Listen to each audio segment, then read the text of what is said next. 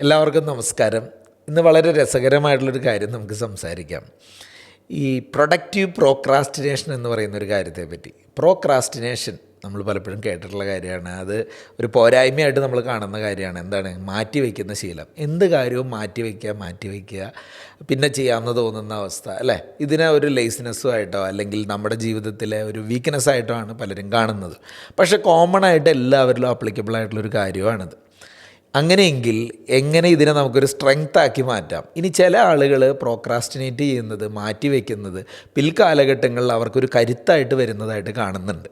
അതുകൊണ്ടാണ് ഞാനിന്ന് ഈ വിഷയം സംസാരിക്കാൻ കാര്യം. അപ്പോൾ അല്പം നമുക്കൊക്കെ വീക്ക്നെസ് ആയിട്ടുള്ളൊരു കാര്യം നാളെ സ്ട്രെങ്ത്തായി മാറുക എന്ന് പറയുമ്പോൾ അതെങ്ങനെയെന്നുള്ളത് ഒരു ക്യൂരിയോസിറ്റി ഉണ്ടാക്കുന്ന കാര്യമാണ്. ചിലപ്പോഴൊക്കെ നമുക്ക് പരിശ്രമിച്ചാൽ നമ്മളിലൊക്കെ ഉള്ള ഈ മടി കാരണം നേട്ടങ്ങൾ ഉണ്ടാക്കാൻ പറ്റുന്നതായിട്ടും തോന്നുന്നുണ്ട്. അങ്ങനെയെങ്കിൽ നമുക്കും ആ നേട്ടം കൈവരിക്കാൻ പറ്റുമോ എന്ന് നമുക്കൊന്ന് നോക്കാം. പൊതുവേ കോമൺ സെൻസ് വെച്ചും കൺവെൻഷണലായിട്ടുള്ള നമ്മുടെ അറിവ് വെച്ചും കേട്ടുകേൾവി വെച്ചും ഒക്കെ നോക്കുകയാണെങ്കിൽ പ്രോക്രാസ്റ്റിനേഷൻ എന്ന് പറഞ്ഞു കഴിഞ്ഞാൽ പ്രൊഡക്ടിവിറ്റി ഇല്ലാതാക്കുന്ന കാര്യമാണ്, അല്ലെങ്കിൽ നമ്മുടെ ഉൽപ്പാദനക്ഷമതയെ കാര്യമായി ബാധിക്കുന്ന കാര്യമാണ് ഈ മാറ്റിവെക്കൽ, പിന്നെ ചെയ്യാമെന്നൊക്കെ തോന്നുന്ന കാര്യം. പക്ഷെ ഇങ്ങനെയൊക്കെ ആണെങ്കിൽ നമ്മളൊന്ന് ആലോചിച്ച് വയ്ക്കുക. നമ്മുടെയൊക്കെ ജീവിതത്തിൽ ഇഷ്ടംപോലെ കാര്യങ്ങൾ നമ്മളങ്ങനെ ചിന്തിക്കാറില്ലേ, മാറ്റിവെക്കാറില്ലേ? അപ്പോൾ അതുകൊണ്ട് എങ്ങനെ പ്രൊഡക്റ്റീവ് പ്രോക്രാസ്റ്റിനേഷൻ എന്ന് പറയുന്ന കാര്യം മനസ്സിലാക്കാം, ഉൾക്കൊള്ളാം, അതാണ് നമ്മളിന്ന് നോക്കാൻ പോകുന്നത്. പ്രൊഡക്റ്റീവ് പ്രോക്രാസ്റ്റിനേഷൻ ഇതൊരു രസകരമായ വാക്കായിരിക്കും. ഒരു കോൺട്രേറിയൻ അപ്രോച്ച് എന്നൊക്കെ പറയാം. സാധാരണ പറയുന്നതിൽ നിന്ന് വ്യത്യസ്തമായ ഒരു കാഴ്ചപ്പാടിൽ നിന്ന് ചർച്ച ചെയ്യേണ്ട ഒരു വിഷയമാണ് ഈ മാറ്റിവെക്കൽ, നീക്കിവെക്കൽ. ഇതൊരു പ്രൊഡക്ടിവിറ്റിയിലേക്ക് എങ്ങനെ എത്തിക്കുന്നു എന്നുള്ളത്. സാധാരണഗതിയിൽ പ്രൊഡക്റ്റീവ് പ്രോക്രാസ്റ്റിനേറ്റേഴ്സ് എന്ന് പറയുന്ന, അല്ലെങ്കിൽ അതിൽ നിന്ന് റിസൾട്ട് കിട്ടിയ ആളുകൾ അവലംബിക്കുന്ന 5 രീതികളുണ്ട്. അതെങ്ങനെ വർക്കൗട്ട് ആവുന്നു നമുക്ക് നോക്കാം. ഒന്നാമത്തെ കാര്യം, you focus on what is key and ignore the rest. കാരണം സാധാരണഗതിയിൽ എന്തെങ്കിലും കാര്യങ്ങൾ മാറ്റിവെച്ച് പോകണം. ഒരു അവസാനം വരുമ്പോൾ എവിടെ ചെന്നെത്തുക? നമുക്ക് അവസാനം അറിയാം, ഇനിയിപ്പോൾ 100% നടത്താൻ സമയമില്ല. എന്നാൽ പിന്നെ ഏറ്റവും ഇമ്പോർട്ടൻ്റ് ആയ കുറച്ച് കാര്യം ചെയ്തേക്കാന്ന്. ഇവിടെയാണ് ഈ 80-20 റൂളൊക്കെ അപ്ലിക്കബിൾ ആവുന്നത്.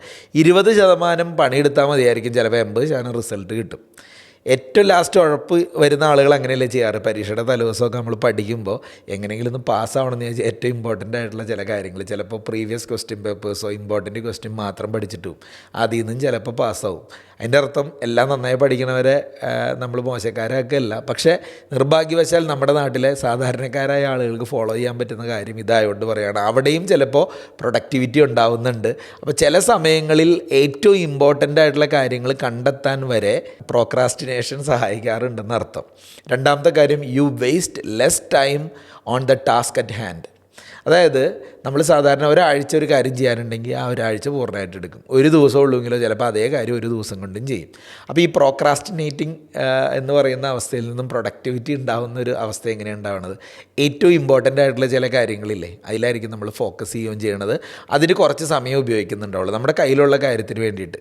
ബാക്കി സമയം വേസ്റ്റ് ആവുന്നുണ്ടെന്നുള്ളത് ശരിയാണ്. പക്ഷേ ഒരു കാര്യം ചിലപ്പോൾ 5 മണിക്കൂർ എടുത്ത് ചെയ്യുന്ന ആളുണ്ടാവും. അതേ കാര്യം ഉഴപ്പിക്കഴിഞ്ഞ് അവസാനം അരമണിക്കൂർ കൊണ്ട് ചെയ്യുന്ന ആളുകളുണ്ടാവും. അപ്പോൾ അവരെന്താ സ്വായത്തമാക്കി ഉണ്ടാവുക? ചുരുങ്ങിയ സമയത്തിൽ കയ്യിലിരിക്കുന്ന കാര്യം നടത്താനുള്ളൊരു കഴിവ് അവർ ഡെവലപ്പ് ചെയ്യുന്നതായിട്ട് കാണാൻ പറ്റും. മൂന്നാമത്തെ കാര്യം, you finish other work in between.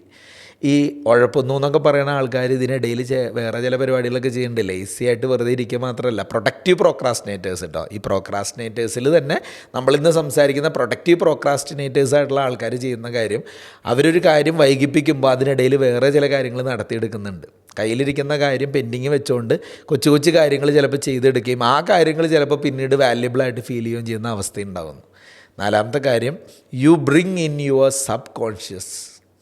നമ്മുടെ സബ് കോൺഷ്യസ് മൈൻഡ് ഉണ്ടല്ലോ, ആ ഉപബോധ മനസ്സ് നമ്മൾ ഫോക്കസ്ഡ് ആവുന്നൊരവസ്ഥ മാറ്റിവെക്കലാർക്ക് ചിലപ്പോൾ ഉണ്ട്. കാരണം നമ്മുടെ ഉള്ളിലൊരു കാര്യം ചെയ്തു തീർക്കാനുണ്ടെന്നുള്ളത് ഇടയ്ക്കിടയ്ക്ക് ചിന്തയിലുണ്ടാകുമ്പോൾ സ്വാഭാവികമായിട്ട് എന്താ ചെയ്യുന്നത്? നമ്മൾ എന്ത് കാര്യം ചെയ്യുമ്പോഴും ആ ഉപബോധ മനസ്സ് അതുമായിട്ട് കണക്ട് ചെയ്ത് വർക്ക് ചെയ്യാൻ തുടങ്ങും.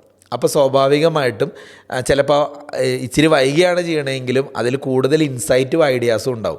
ഒരു കാര്യം കിട്ടിയ വഴിക്ക് ചെയ്ത് പക്കയെ തുടങ്ങുന്ന ആളുകൾ ചിലപ്പോൾ വേറൊന്നും അതിനെപ്പറ്റി ചിന്തിക്കില്ല. ഇത് മനസ്സിൽ കിടക്കുന്ന ആളുകൾ അല്പം ഡിലേഡായിട്ടാണ് ചെയ്യണമെങ്കിലും അത് ഇത്രയും കൂടി ഇന്നോവേറ്റീവായിട്ട് ചെയ്യാനോ പുതിയ ഐഡിയകൾ അതിലേക്ക് ഉൾക്കൊള്ളിക്കാനോ ചിലപ്പോൾ സാധിക്കാറുണ്ട്. And finally, you work on personal growth. അതായത് ഇങ്ങനെ പ്രൊഡക്റ്റീവ് പ്രോക്രാസ്റ്റിനേറ്റേഴ്സ് ആയിട്ടുള്ള ആൾക്കാർ അവരുടെ പേഴ്സണൽ ഗ്രോത്തിന് ഇതിനിടയിൽ സമയം കണ്ടെത്താറുണ്ട്. പല കാര്യങ്ങളും ഡിലേഡ് ആക്കുമ്പോൾ ഇതിനിടയിൽ അവരുടെ പേഴ്സണൽ ഡെവലപ്മെൻറ്റിന് വേണ്ടി ചില കാര്യങ്ങൾക്കൊക്കെ അവർ സമയം കണ്ടെത്താറുണ്ട്. ചിലപ്പോൾ അത് എക്സസൈസ് ആയിരിക്കും, മെഡിറ്റേഷൻ ആയിരിക്കും, ലേണിംഗ് ആയിരിക്കും, റീഡിംഗ് ആയിരിക്കും, നെറ്റ്വർക്കിംഗ് ആയിരിക്കും, ഈവൻ സ്ലീപ്പ്, ഉറക്കത്തിന് വേണ്ടിയായിരിക്കും. ഇതൊക്കെ ഒരു പേഴ്സണൽ ഗ്രോത്ത് തന്നെയല്ല. അപ്പോൾ ചില കാര്യങ്ങൾ ഡിലേഡ് ആകുമ്പോൾ വേറെ ചില കാര്യങ്ങൾ നേട്ടമുണ്ടാക്കുന്നുണ്ട്. കേൾക്കുമ്പോൾ നിങ്ങൾക്ക് കുറച്ച് വൈരുദ്ധ്യമൊക്കെ തോന്നാമെങ്കിലും ഇത് വളരെ പ്രാക്ടിക്കൽ തന്നെയാണ്. ഈ മാറ്റിവെക്കൽ എന്ന് പറയണതൊന്നും പൂർണ്ണമായിട്ടും നമുക്ക് ജീവിതത്തിൽ നിന്ന് ഒഴിവാക്കാൻ പറ്റുമെന്ന് തോന്നുന്നില്ല. ഇടയ്ക്കൊക്കെ നമ്മളെല്ലാം മനുഷ്യരല്ലേ, ചില മൂഡ് സ്വിങ്ങുകളൊക്കെ ഉണ്ടാകുമ്പോൾ ചില കാര്യങ്ങളൊക്കെ ഡിലേഡ് ആവും. അപ്പോൾ ഇതിനിടയിൽ ഇത്തരത്തിലും ചില ഗുണങ്ങളുണ്ടെന്ന് മനസ്സിലാക്കി അത്തരം കാര്യങ്ങളൊന്ന് ഫോക്കസ് ചെയ്താൽ നമുക്ക് പ്രൊഡക്റ്റീവ് പ്രോക്രാസ്റ്റിനേറ്റേഴ്സായി മാറാൻ പറ്റും. ഇനി നമ്മളൊന്ന് നോക്കാം, നമ്മൾ ഈ ഗണത്തിൽപ്പെട്ട ആളാണോ, അല്ലെങ്കിൽ നമുക്ക് പ്രോക്രാസ്റ്റിനേഷൻ മാത്രമേ ഉള്ളൂ എങ്കിൽ ഇതിലേതെങ്കിലും കാര്യങ്ങൾ ഉൾക്കൊള്ളിക്കാൻ പറ്റുമോ എന്ന് നോക്കുക. Thank you so much.